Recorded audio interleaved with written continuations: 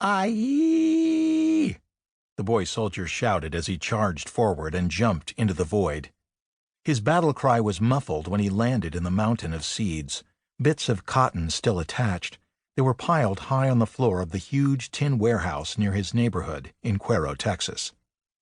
It was the fall of 1942, and sneaking into the local cotton warehouse and jumping from its loft into the remains of the recent harvest was a favorite pastime for 7-year-old Raul Roy Perez Benavides.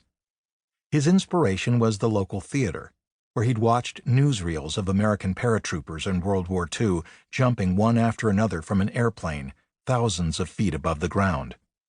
While the airborne soldiers drifted down beneath their silk parachutes, the narrator told of the adventurous lives of the battalions in the sky, specially trained for fighting in the jungle, the kind of wilderness in which the Japs have got to be whooped in the South Pacific. And then Franklin Delano Roosevelt, the President of the United States, filled the screen.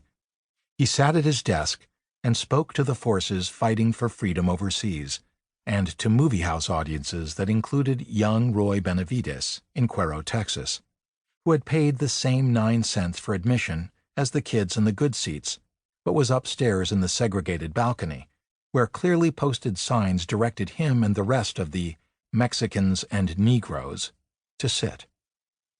But when the lights went off and the screen lit up, Roy forgot about his lot in life, the personal battles, the fears, and how he'd earned those 9 cents, and reveled in every minute of the fantasy. He imagined he was right there alongside the troops he was watching on screen, M1 rifle in hand, assaulting an enemy position on a distant shore. "You young Americans today," FDR said, staring into Roy's eyes, "are conducting yourselves in a manner that is worthy of the highest, proudest traditions of our nation. No pilgrims who landed on the uncharted New England coast, no pioneers who forced their way through the trackless wilderness showed greater fortitude or greater determination than you are showing now." Roy was 3 years old when he moved into Cuero with his mother, Teresa, and 2-year-old brother, Rogelio, Roger, during the second week of November 1938. Just a few days earlier, his father, Salvador Benavides, a sharecropper and a vaquero, cowboy, on the nearby Wallace Ranch, succumbed to tuberculosis. Roy had been born on that ranch, brought into the world by a midwife in his parents' bed. It was the same bed he had watched his father's body lifted from and placed into a wooden box built by a neighbor. He would always remember the pounding of the hammer as the casket was nailed shut, then slid into the back of a pickup truck and put in the ground at the ranch's tiny cemetery beneath a wooden cross. In Cuero, Teresa soon found work tending the household of a well-to-do doctor. A year later, she married Pablo Chavez, who worked at the local cotton mill.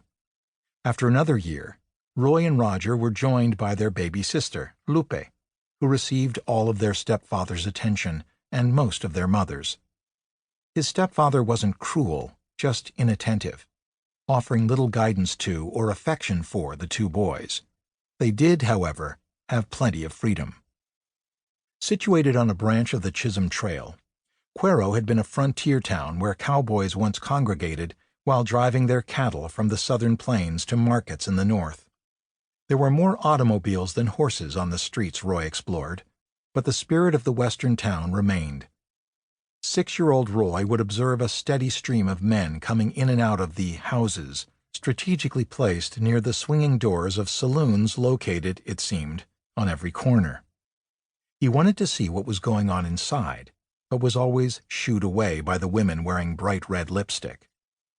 With its population of 4,700, Cuero was a thriving hub of business for the ranching, farming, rodeo, and agricultural industries. Roy was just another of the anonymous Mexican street kids who, charged with contributing to their family coffers, provided well-to-do farmers, ranchers, and businessmen labor for odd jobs, a dime shine for their shoes, a 5-cent taco for their bellies, and the occasional philanthropic entertainment.